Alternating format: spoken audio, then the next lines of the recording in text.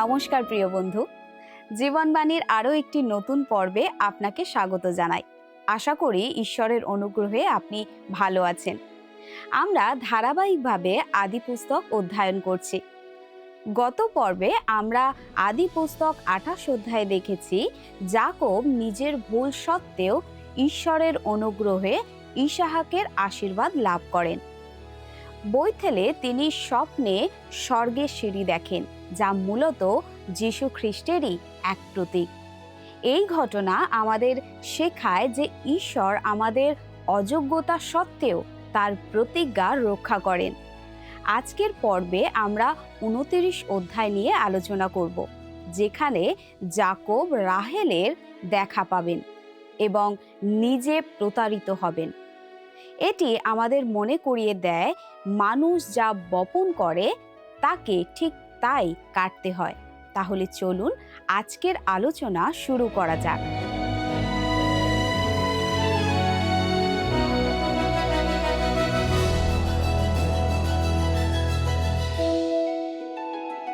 আমাদের আজকের আলোচ্য বিষয় যাকব ও রাহেলের সাক্ষাৎ। রাহেলের জন্য যাকবের পরিশ্রম ও যাকবের প্রতারিত হওয়া। এই অধ্যায়টির শুরুতেই আমি বাইবেলের এই অংশটি পাঠ করতে চাই, যা লেখা আছে গালাতীয় 6 অধ্যায় 7 এবং 8 পদ। তোমরা ভ্রান্ত হইও না, ঈশ্বরকে পরিহাস করা যায় না, কেননা মনুষ্য যাহা কিছু বনে তাহাই কাটিবে। ফলত আপন মাংসের উদ্দেশ্যে যে বনে সে মাংস হইতে ক্ষয়রূপ শস্য পাইবে, কিন্তু আত্মার উদ্দেশ্যে যে বনে সে আত্মা হইতে অনন্ত জীবনরূপ শস্য পাইবে। সম্ভবত এই অধ্যায়ের উপযুক্ত শিরোনাম হওয়া উচিত যেমন কর্ম তেমন ফল। এই অধ্যায়ের শুরুতেই আমরা দেখব যে যাকব তার অতীত মন্দ কাজের ফল ভোগ করতে শুরু করেছেন। গালাতীয়দের এই শিক্ষাটি মূলত খ্রিস্ট বিশ্বাসীদের উদ্দেশ্য হলেও এটি ঈশ্বরের একটি সার্বজনীন নিয়ম। জীবনের প্রত্যেকটি ক্ষেত্রে এটি সত্য। আপনি আম গাছ লাগালে আম পাবেন, লিচু গাছ লাগালে লিচু পাবেন, আর আগাছা বুনলে আগাছাই কাটবেন। শাস্ত্র জুড়ে এই নীতির বহু উদাহরণ রয়েছে। যেমন ফোরন ইব্রিয় শিশুদের হত্যা করেছিলেন, পরিণামে তার নিজের পুত্রকেও মৃত্যুদূতের হাতে প্রাণ হারাতে হয়েছিল। রাজা আহাব মিথ্যা অপবাদে নাবতকে হত্যা করেছিলেন এবং কুকুরেরা নাবতের রক্ত চেটেছিল। পরবর্তীকালে ঈশ্বরের ভাববাণী অনুযায়ী আহাবের রক্ত কুকুরেরা চেটে খেয়েছিল। রাজা দাউদও এই অমোঘ নিয়মের হাত থেকে রেহাই পাননি। ব্যভিচার ও হত্যার মতো কঠিন পাপ করার পরও ঈশ্বর তাকে ক্ষমা করলেও তাকে তার কর্মফল ভোগ করতে হয়েছিল। তার নিজের কন্যা লাঞ্ছিত হয়েছিলেন এবং পুত্র নিহত হয়েছিলেন। এমনকি সাধু পৌলও এই ভার অনুভব করেছিলেন।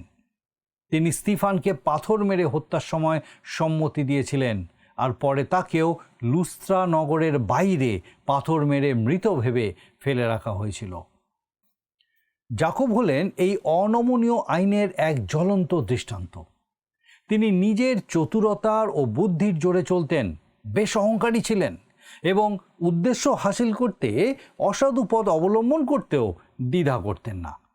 নিজের ধূর্ততা নিয়ে তিনি গর্ববোধ করতেন, কিন্তু শেষ পর্যন্ত তাকেও নিজের রোপণ করা ফসলের তিক্ত স্বাদ গ্রহণ করতে হয়। এই অধ্যায়ে আমরা দেখি যাকব বৈথেল ত্যাগ করে তার যাত্রা পুনরায় শুরু করেন এবং বেশ কিছুকাল পর তিনি হারনে এসে পৌঁছান। আমরা এখন আদি পুস্তকের 29 অধ্যায় থেকে আলোচনা করব। আসুন এই অধ্যায়ের প্রথম 3টে পদ আমরা পাঠ করি। যাকবের বিবাহ ও তার পরিবারের বিবরণ। পরে যাকব চরণ তুলিয়া পূর্বদিকস্থ বংশীয়দের দেশে গমন করিলেন। তথায় দেখিলেন মাঠের মধ্যে এক কূপ আছে, আর দেখো তাহার নিকটে মেষের 3টি পাল শয়ন করিয়া রইয়াছে, কারণ লোকে মেষপাল সকলকে সেই কূপের জল পান করাইত। আর সেই কূপের মুখে এক বৃহৎ প্রস্তর ছিল। সেই স্থানে পাল সকল একত্র করা হইলে লোকে কূপের মুখ হইতে প্রস্তরখান সরাইয়া মেষগণকে জল পান করাইত। পরে পুনর্বার কূপের মুখে যথাস্থানে সেই প্রস্তর রাখিত। আমরা এখানে সেই দেশে জলের গুরুত্ব কতটা তা দেখতে পাই। আজও এটি অত্যন্ত গুরুত্বপূর্ণ একটি বিষয়, কারণ অনেক জায়গায় জলের প্রচণ্ড অভাব রয়েছে। জলকে অত্যন্ত যত্ন সহকারে রক্ষা এবং ব্যবহার করতে হয়। সেই কারণেই দিনের একটি নির্দিষ্ট সময়ে কুয়োর ওপর থেকে পাথর সরানো হতো এবং তারপর সবাই তাদের ভেড়াদের জলপান করাতো, অর্থাৎ প্রত্যেকে তাদের প্রয়োজনীয় জলটুকু সংগ্রহ করে নিত। এরপর কুয়োর মুখ বন্ধ করার জন্য পাথরটি আবার সেই যথাস্থানে রাখা হতো।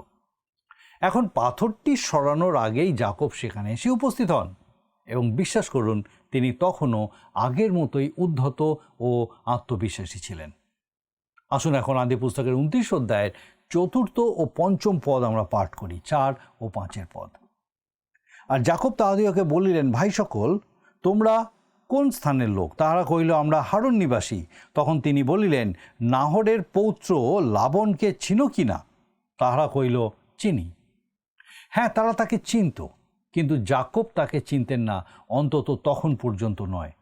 তবে অচিরেই যাকব তাকে খুব ভালো করে চিনে নেবেন। এরপর আদি পুস্তকের 29 অধ্যায়ের 6 ও 7 পদ আমরা দেখি, লেখা আছে, তিনি কহিলেন, তাহার মঙ্গল তো? তাহারা কহিল, মঙ্গল। দেখো, তাহার কন্যা রাহেল মেষপাল লইয়া আসিতেছেন। তখন তিনি বলিলেন, দেখো, এখনও অনেক বেলা আছে, পশুপাল একত্রকরণের সময় হয় নাই। তোমরা মেষগণকে জলপান করাইয়া পুনর্বার চড়াইতে লইয়া যাও। যাকব সবে মাত্র সেই দেশে এসে পৌঁছেছেন, আর এসেই তিনি তাদের জ্ঞান দিতে শুরু করেছেন যে কিভাবে ভেড়াদের জল খাওয়াতে হবে এবং তাদের কি করা উচিত। প্রসঙ্গত বলে রাখি, এটাই হলো যাকবের চিরাচরিত স্বভাব। এরপরে 8 আর 9 পদে আমরা দেখি, লেখা আছে, তাহারা কইল, যতক্ষণ পাল সকল একত্র না হয় ততক্ষণ আমরা তাহা করিতে পারি না। পরে কূপের মুখ হইতে প্রস্তরখান সরানো যায়, তখন আমরা মেষদিগকে জলপান করাই। যাকব তাহাদের সহিত এইরূপ কথাবার্তা কইতেছেন। এমন সময় রাহেল আপন পিতার মেষপাল লইয়া উপস্থিত হইলেন, কেননা তিনি মেষপালিকা ছিলেন। রাহেল একজন মেষপালিকা, যিনি ভেড়াদের দেখাশোনা করতেন। সেই সময় এটি মেয়েদের কাজ হিসেবেই গণ্য হতো। এরপরে 10 পদে আমরা দেখি, লেখা আছে, তখন যাকব আপন মাতুল লাবণের কন্যা রাহেলকে ও মাতুলের মেষপালকে দেখিবা মাত্র নিকটে গিয়া কূপের মুখ হইতে প্রস্তরখান সরাইয়া তাহার মাতুল লাবণের মেষপালকে জল পান করাইলেন। আমি জানি না কে তাকে লাবণের পালের ভেড়াদের জল খাওয়াতে বলেছিল, কিন্তু তিনি তা করেছিলেন। যাকব আসলে অন্য কারোর নিয়ম নয়, বরং নিজের নিয়মেই চলছিলেন। জীবনের পথে চলতে চলতে তিনি নিজেই নিজের খেলার নিয়ম তৈরি করতেন। অন্তত তার জীবনের প্রথম ভাগে তো বটেই, তবে তার অনেক বড় একটা শিক্ষা পাওয়া বাকি ছিল, আর মামা লাবণী ছিলেন সেই মানুষ যিনি তাকে সেই শিক্ষাটা দেবেন।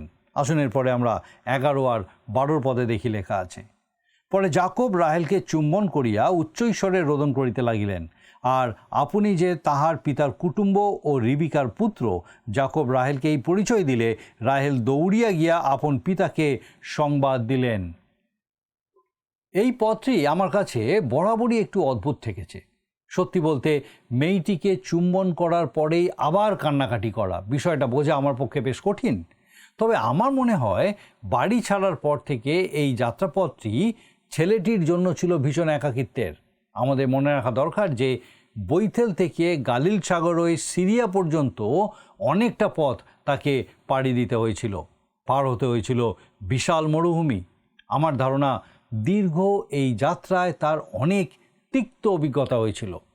সেখানে পৌঁছানোর সময় তিনি বেশ আত্মবিশ্বাসী ও উদ্ধত ছিলেন এবং স্থানীয় লোকেদের সাথে এমনভাবে কথা বলছিলেন যেন তিনি আজীবন তাদেরকে চেনেন। তিনি তাদের জেরা করেন এবং অনেকটা অনধিকার চর্চা করেই কুয়োর মুখ থেকে পাথরটা সরিয়ে দেন। সম্ভবত নিজের মায়ের বংশের এই মেয়েটিকে দেখা মাত্রই তার জমাটবদ্ধ আবেগ উথলে উঠেছিল এবং তিনি কেঁদে ফেলেছিলেন। আমি অন্তত এইভাবেই বিষয়টাকে দেখি। তবে আমি এই ব্যাপারে নিশ্চিত যে এর পরের বার যখন তিনি তাকে চুম্বন করেছিলেন তখন তিনি আর কাঁদেননি। তারপরে 12 পদে আমি আরেকবার পড়ি, আর আপনি যে তাহার পিতার কুটুম্ব ও রিবিকার পুত্র, যাকব রাহেলকেই পরিচয় দিলে রাহেল দৌড়িয়া গিয়া আপন পিতাকে সংবাদ দিলেন। আপনি যদি ইংরেজি তর্জমা দেখেন, সেখানে লেখা আছে তিনি নিজেকে তার পিতার ভাই হিসেবে পরিচয় দিচ্ছেন। আসলে হিব্রু ভাষায় সম্পর্কের ক্ষেত্রে আমাদের আজকের মতো এত সূক্ষ্ম পার্থক্য করা হতো না। আমরা আজ সম্পর্কের দূরত্ব অনুযায়ী আলাদা আলাদা নাম দিই, যেমন কে কতটা ঘনিষ্ঠ বা দুঃসম্পর্কের ভাই বোন। কিন্তু সেই সময় আপনি যদি আত্মীয় হতেন তবে তাকে সরাসরি ভাই হিসেবেই সম্বোধন করা হতো। এখানেও ঠিক সেইভাবেই অনুবাদ করা হয়েছে এবং তা অত্যন্ত যুক্তিযুক্ত। তবে আধুনিক বাংলায় আমরা বলবো যে যাকব ছিলেন তার বাবার ভাগ্নে এবং তার বাবার বোন রিবিকার পুত্র। আসনের পরে 13 পদে দেখি লেখা আছে, তাহাতে লাবণ আপন ভাগিনেও যাকবের সংবাদ পাইয়া দৌড়িয়া তাহার সহিত সাক্ষাৎ করিতে গেলেন, তাহাকে আলিঙ্গন ও চুম্বন করিলেন ও আপন বাটিতে লইয়া গেলেন। পরে তিনি লাবণকে উক্ত সমস্ত বৃত্তান্ত জ্ঞাত করিলেন। আমার ধারণা যাকবের বলার মতো অনেক গল্প ছিল। আমি মোটেও অবাক হব না যদি জানতে পারি যে রাতের খাবার টেবিলে তিনি তাদের এই গল্প শুনিয়ে আনন্দ দিচ্ছিলেন যে কিভাবে তিনি নিজের ভাইকে বোকা বানিয়ে তার জ্যেষ্ঠাধিকার হাতিয়ে নিয়েছেন, কিভাবে ফন্দি ফিকির করে আশীর্বাদ আদায় করেছেন এবং তিনি আসলে কতটা ধূর্ত। সম্ভবত তিনি বৈতেলের সেই রাতের অলৌকিক অভিজ্ঞতার কথাও বলেছিলেন। আসলে তিনি লাবণকে সেই সব কথা খুলে বলেছিলেন। আর তারপর আমরা দেখি 14 পদ, তাহাতে লাবণ কহিলেন, তুমি নিতান্তই আমার অস্থি ও আমার মাংস। পরে যাকব তাহার গৃহে 1 মাস কাল বাস করিলেন। লাবণ তখন পুরোপুরি নিশ্চিত যে এটাই তার ভাগ্নে। তিনি বললেন, তুমি তো আমার নিজের আত্মীয়, তাই ভেতরে এসো এবং নিজের বাড়ির মতোই থাকো। দেখতে দেখতে 1টা মাস কেটে গেল। আর এবার লক্ষ্য করুন কি ঘটছে। যাকব কিন্তু কোনো কাজ করছেন না। তিনি দূরদেশ থেকে আসা এক ভাগ্নে মামার বাড়িতে অতিথি হয়ে এসেছেন। আমার ধারণা তিনি ভেবেছিলেন সেখানে তার থাকা খাওয়ার খরচ মামাই দেবেন। এই সময়টাতে তিনি রাহেলের সাথে ঘনিষ্ঠ হওয়ার চেষ্টা করছিলেন। অন্তত এইটুকু নিশ্চিত যে যাকবের নজর রাহেলের দিকেই ছিল, আর আমার তো মনে হয় রাহেলও তার প্রতি সমান আগ্রহী ছিল। এবার আমি কল্পনা করতে পারি যে কোনো এক সকালে জলখাবারের টেবিলে পরের ঘটনাটি ঘটেছিল। আমরা দেখি 15 পদে, 29 অধ্যায় 15 পদে কি লেখা আছে। পরে লাবণ যাকবকে কহিলেন, তুমি কুটুম্ব বলিয়া কি বিনা বেতনে আমার দাস্যকর্ম করিবে? বলো দেখি কি বেতন লইবে? এই মামা লাবণ কিন্তু বেশ চতুর মানুষ। কাজে যোগ দেওয়ার কথা কে তুলেছিল? যাকব তো অন্তত বলেননি। তাই মামা লাবণ বেশ কৌশলে বললেন যে তিনি চান না যাকব তার জন্য বিনা পয়সায় খাটুক। তিনি জানালেন যে তিনি যাকবকে পারিশ্রমিক দেবেন। সত্যি বলতে কি, লাবণের সাথে 1 মাস থাকতে হলে আপনাকে থাকা খাওয়ার খরচের জন্য কোনো না কোনো ব্যবস্থা তো করতেই হবে। মামা লাবণ নিজেও একজন ধুরন্ধর লোক, তাই এবার তিনি নিজের ভাগ্নের সঙ্গেই দরাদরি করতে নেমেছেন। এরপর দেখি আমরা লেখা আছে 16 পদ, লাবণের 2 কন্যা ছিলেন, জ্যেষ্ঠার নাম লেয়া ও কনিষ্ঠার নাম রাহেল। এখানে আমরা লাবণের আরেক মেয়ে লেয়ার সাথে পরিচিত হই। মামা লাবণ কিন্তু সারাক্ষণ এই ছেলেটির অর্থাৎ যাকবের উপর নজর রাখছিলেন। তিনি লক্ষ্য করেছিলেন যে তার 2 মেয়ের মধ্যে ছোটজন অর্থাৎ রাহেলের প্রতি তার ভাগ্নে ভীষণভাবে আকৃষ্ট হয়ে পড়েছেন।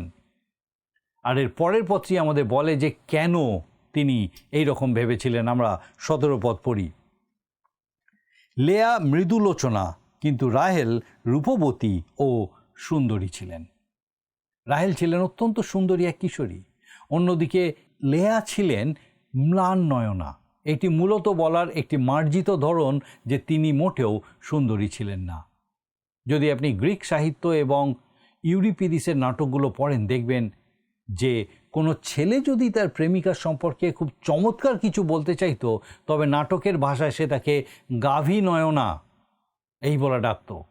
আমি আগে এটা নিয়ে খুব হাসতাম, কিন্তু নাটকটি পড়ার পরে বুঝেছি গরুর চোখের দিকে তাকালে সত্যি সেগুলো মায়াবী ও সুন্দর লাগে।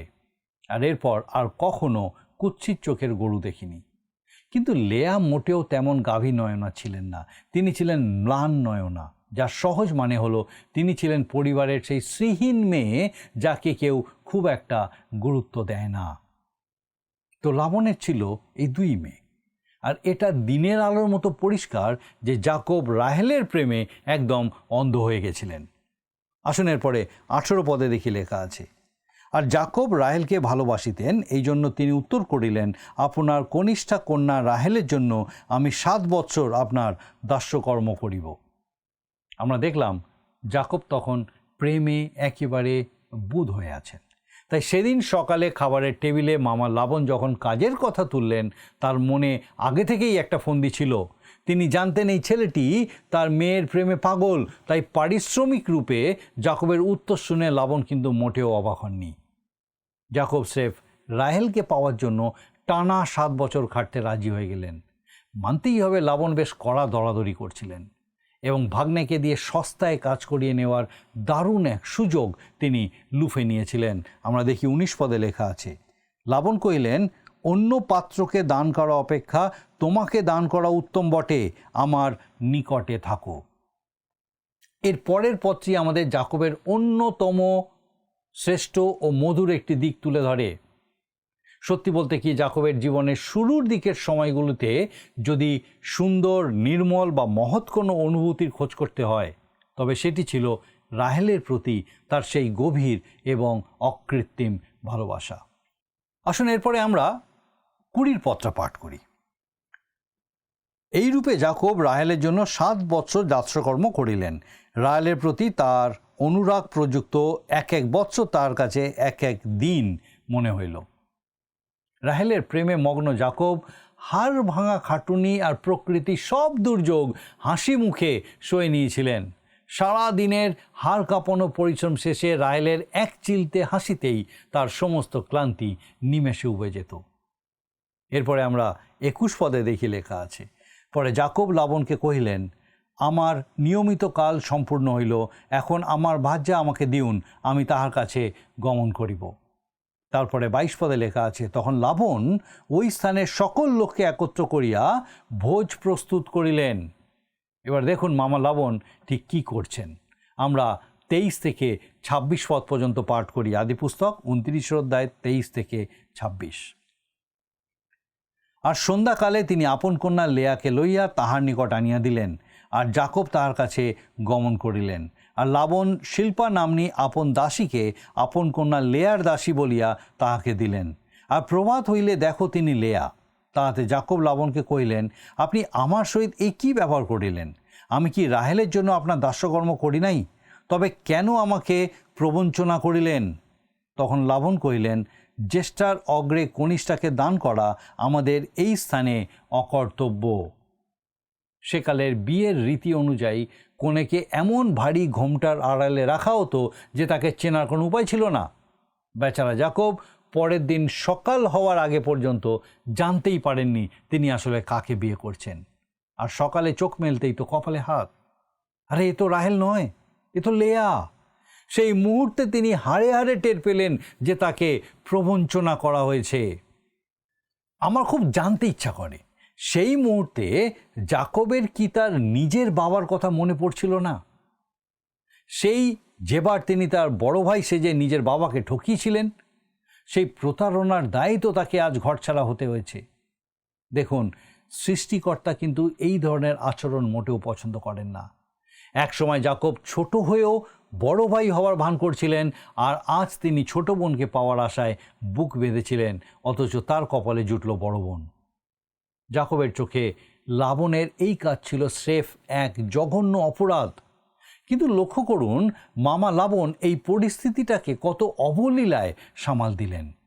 তিনি যাকবকে অনেকটা এইভাবে বললেন যে চুক্তির মধ্যে একটা ছোট প্যাঁচ ছিল, ঠিক যেন বীমার শর্তাবলী সেই অতি ক্ষুদ্র লেখা, যা তিনি যাকবকে বলতে ভুলে গেছিলেন। তাদের দেশের রীতি নাকি এই যে বড় মেয়ের বিয়ে না হওয়া পর্যন্ত ছোট মেয়ের বিয়ে দেওয়া যায় না। তবে মামা লাবণ নিজেকে খুব উদার দেখালেন। তিনি যাকবকে নতুন এক প্রস্তাব দিলেন। আর আমরা দেখি 27 পদে লেখা আছে, তুমি ইহার সপ্তাহ পূর্ণ করো, পরে আরও 7 বৎসর আমার দাস্যকর্ম স্বীকার করিবে, সেজন্য আমরা উহাকেও তোমাকে দান করিব। লাবণ তার বিনিয়োগ উসুল করতে যাকবকে আরও 7 বছরের শ্রমদাসে পরিণত করলেন, যা ছিল যাকবের জীবনের এক কঠিন শিক্ষা। তবে দুই বোনকে একসাথে বিয়ে করে জাকব যে ভুল করলেন তার খেসারত ও আসন্ন বিপদ তাকে শীঘ্রই ভোগ করতে হবে। আমরা এরপরে 28 পদে দেখি লেখা আছে, তাতে জাকব সেই প্রকার করিলেন, তাহার সপ্তাহ পূর্ণ করিলেন। পরে লাবণ তাহার সহিত আপন কন্যা রাহেলের বিবাহ দিলেন। মামা লাবণ জাকবকে দিয়ে তার মূল চুক্তির চেয়ে দ্বিগুণ সময় খাটিয়ে নিলেন। 7 বছর এমনিতেই অনেক লম্বা সময়, আর 14 বছর, বিশ্বাস করুন সেটা প্রায় একটা জীবন পার করে দেওয়ার মতো। আর এই পরিস্থিতির পাকচক্রেই জাকবকে দুজন স্ত্রী গ্রহণ করতে হলো। আপনার মনে হতে পারে, আচ্ছা, যেহেতু বাইবেলে এই ঘটনা আছে তার মানে কি ঈশ্বর বহু বিবাহ সমর্থন করেন? উত্তর হলো না। বাইবেলে যা কিছু লেখা আছে তার সবটাই যে ঈশ্বর পছন্দ করেন এই ধারণাটি একদম ভুল।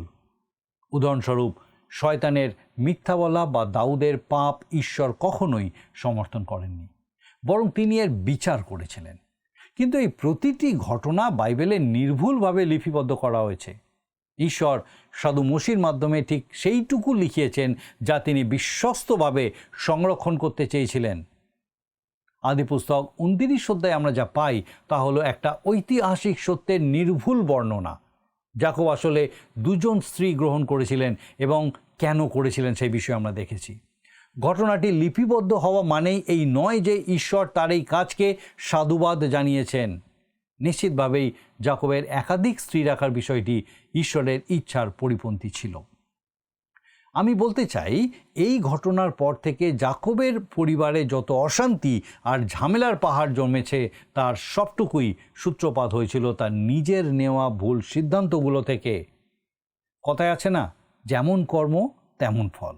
জাকবের ক্ষেত্রেও তার অতীতের কারসাজিগুলোই এখন অভিশাপ হয়ে ফিরে আসছে। আসুন আমরা 31 আর 32 পদ পাঠ করি। পরে সদাপ্রভু লেয়াকে অবজ্ঞাতা দেখিয়া তাহার গর্ভ মুক্ত করিলেন, কিন্তু রাহেল বন্ধা হইলেন। আর লেয়া গর্ভবতী হইয়া পুত্র প্রসব করিলেন ও তাহার নাম রুবেন, পুত্রকে দেখো রাখিলেন। কেননা তিনি কহিলেন, সদাপ্রভু আমার দুঃখ দেখিয়াছেন, এখন আমার স্বামী আমাকে ভালোবাসিবেন। লেয়া ছিলেন এক নিঃসঙ্গ ও বিষণ্ণ নারী, কারণ তিনি জানতেন তার স্বামী তার চেয়ে রাহেলকেই বেশি ভালোবাসেন। তবে যখন তিনি রুবেনের মা হলেন তার মনে আশার আলো জ্বলে উঠল। তিনি ভেবেছিলেন সন্তানের মুখ দেখে এবার হয়তো জাকব তাকে ভালোবাসতে শুরু করবেন। রুবেন জাকবের প্রথম সন্তান হলেও যীশু খ্রিস্টের বংশ দ্বারা কিন্তু তার হাত ধরে এগোয়নি, বরং লেয়ার চতুর্থ পুত্র জিহুদার মাধ্যমেই সেই রাজকীয় বংশতালিকা তৈরি হয়েছিল। এই জিহুদাই ছিলেন রাজকীয় বংশের আদি পুরুষ। রাজা দাউদ ছিলেন এই বংশের সন্তান, আর পরবর্তীতে খোদ প্রভু যীশু মানুষ রূপে এই জিহুদা বংশেই জন্মগ্রহণ করেন। রুবেন তার নিজের পাপের কারণে জ্যেষ্ঠ পুত্রের অধিকার হারান। অন্যদিকে যাজকীয় বংশের মর্যাদা পাওয়া লেবীয়দের মাও ছিলেন এই লেয়া। দেখা যাচ্ছে জাকবের সবথেকে গুরুত্বপূর্ণ পুত্রদের কয়েকজনের মা ছিলেন এই অবহেলিত নারীটি। আজকের পর্ব আমাদেরকে শেখায় যে জাকবের জীবন থেকে বোঝা যায় যে মানুষ যা বপন করে ঠিক সেটাই সে কাটে। জাকব একসময় বড় ভাই সেজে পিতাকে ঠকিয়েছিলেন, আর এখন ছোট বোনকে পাওয়ার আশায় কাজ করে বড় বোনকে বিয়ে করতে বাধ্য হয়ে নিজের কর্মফল ফিরে পেলেন। যদিও এই প্রবঞ্চনা জাকবের জীবনের মোড় ঘুরিয়ে দিয়েছিল। রাহেলের প্রতি গভীর ভালোবাসার কারণে জাকবের কাছে 7 বছরের কঠোর পরিশ্রম মাত্র কয়েকদিনের মতো মনে হয়েছিল, যা তার চরিত্রের একমাত্র মহৎ দিক। মানুষের ভুল ও পারিবারিক অশান্তি সত্ত্বেও ঈশ্বর অবহেলিত লেয়ার বংশধারা থেকেই জিহুদাকে মনোনীত করেন, যার মাধ্যমে পরবর্তীকালে পৃথিবীতে প্রভু যীশু খ্রিস্টের আগমন ঘটে।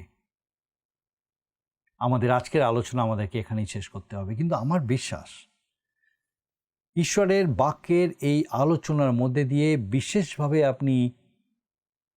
আপনাকে ঈশ্বর যা বলতে চান তা বুঝতে সমর্থ হয়েছেন, যে যা কিছু আমরা করি তার ফল কিন্তু আমাদেরকে পেতে হবে। সুতরাং কতটা সতর্ক আমাদের হওয়া উচিত। আসুন এখন প্রার্থনা করব, আর আমি চাইব আপনি আমার সঙ্গে প্রার্থনায় যোগ দেবেন। আসুন প্রার্থনা করি। মঙ্গলময় পিতা, তোমার ধন্যবাদ, তোমার স্তুতির প্রশংসা করি, তোমার গৌরব করি এই সুযোগ আমাদের জীবনে তুমি দিয়ে থাকো বারবার, যেন তোমার জীবন্ত বাক্য আমাদেরকে সাবধান করে, সচেতন করে। ধন্যবাদ দিয়ে আজকে আমাদের প্রত্যেক দর্শক বন্ধুকে আরেকবার পিতাগো এই সচেতনতার বার্তা নতুনভাবে তুমি বুঝতে সাহায্য করলে। প্রার্থনা করি সেই প্রত্যেককে তোমার পবিত্র আত্মার সুরক্ষায় সুরক্ষিত রাখো, সুস্থ রাখো, সমস্ত মন্দতা থেকে রক্ষা করো, তোমাতে সম্পূর্ণ স্থির থেকে তোমাতে বৃদ্ধি পেয়ে তোমার গৌরব করতে সাহায্য করো। আর তাদের সকল ভার নাও, তোমার যিশু নামে ভিক্ষা দয়া করে শ্রবণ ও গ্রহণ করো। আমেন।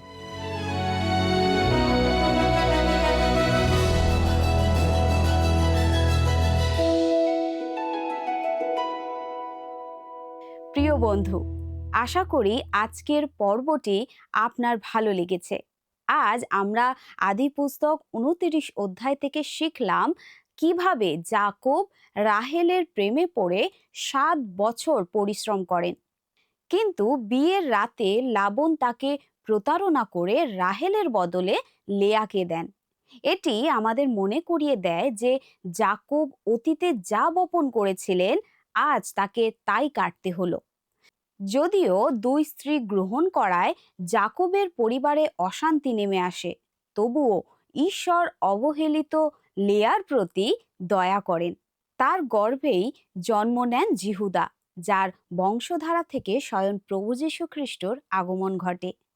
আগামী পর্বে আমরা 30 ও 31 অধ্যায় নিয়ে আলোচনা করব, যেখানে যাকোবের সন্তানদের জন্ম এবং লাবণের বাড়ি ত্যাগ করার প্রস্তুতি দেখব।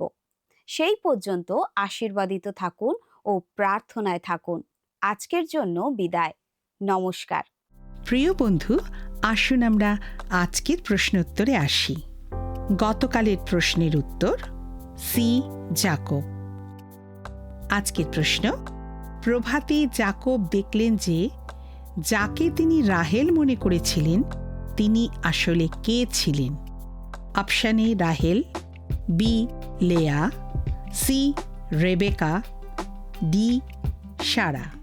বন্ধু, এই প্রশ্নের উত্তর আগামীকাল সন্ধ্যে 6টার মধ্যে option A, B, C, D সহকারে আপনার নাম ও সম্পূর্ণ ঠিকানা সহ 9433497235 এই নম্বরে হোয়াটসঅ্যাপে বা SMS-এ পাঠাবেন।